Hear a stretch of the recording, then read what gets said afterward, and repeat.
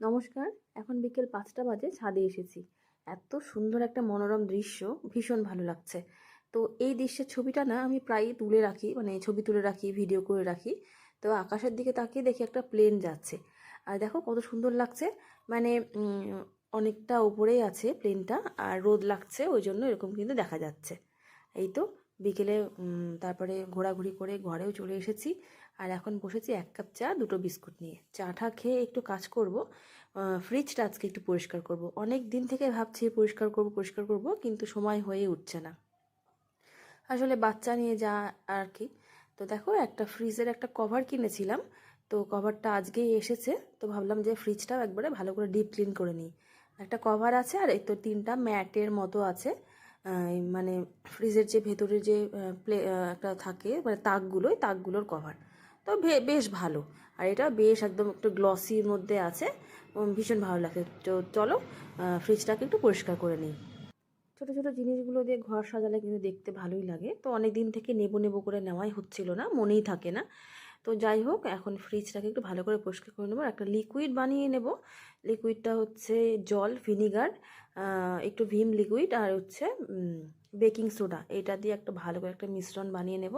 তো ওটা দিয়েই আমি ফ্রিজ তারপরে বিভিন্ন রকম ইলেকট্রনিক্স জিনিস, এসব টিভি বাদ দিয়ে সব কিছু কিন্তু মুছে থাকি। আর ভালো চকচকা হয়, খুব ভালো পরিষ্কার হয়।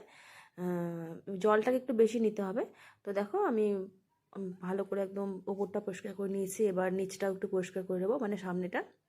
আর নিধি দেখো এসে আবার পাকামো শুরু করে দিয়েছে। ওর হাতটা একটু মুছে দিলাম, আর ধুয়েও দেবো। তো ফ্রিজটাকে একটু ভালো করে মুছে নেবো, খুব ভালো পরিষ্কার হয় জানো তো।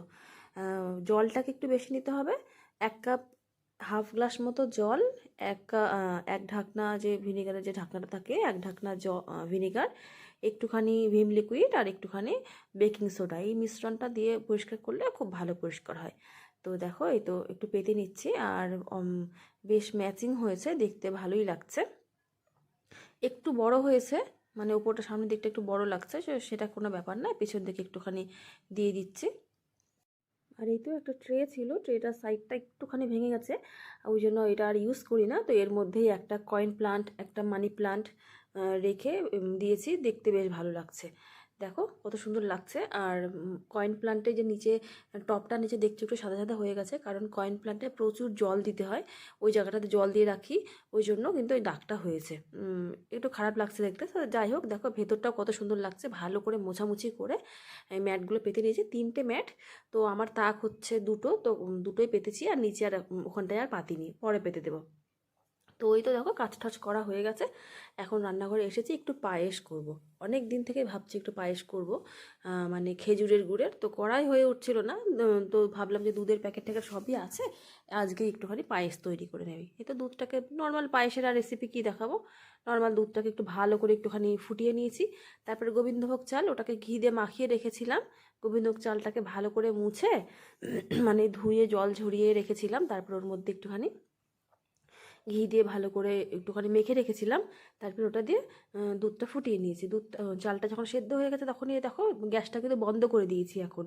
আর এবার দিয়ে দিচ্ছি গুড়টা। আর এই গুড়টা কিন্তু ভীষণ ভালো, মানে ভীষণই ভালো গুড়, একদম খাঁটি খেজুরের গুড়ের পুরো গন্ধ বেরোচ্ছে।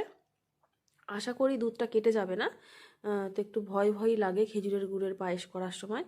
তো দেখো কত সুন্দর লাগছে দেখতে। এই দেখো, আর আমার কিন্তু একটুকু পায়েসটা কেটে যায়নি।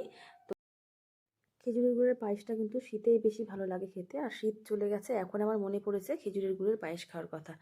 তো যাই হোক, তোমরা কে কে শীতে খেজুরের গুড়ের পায়েস খেলে আমাকে অবশ্যই কমেন্ট করে জানিও, আমার ভালো লাগবে। আজকের মতো এইটুকুই, দেখা হবে নেক্সট ভিডিওতে। তোমরা কিন্তু সবাই খুব ভালো থেকো, হাসি খুশি থেকো। আর ভিডিওটা ভালো লাগলে লাইক করে দিও। আজকের মতোই এইটুকুই।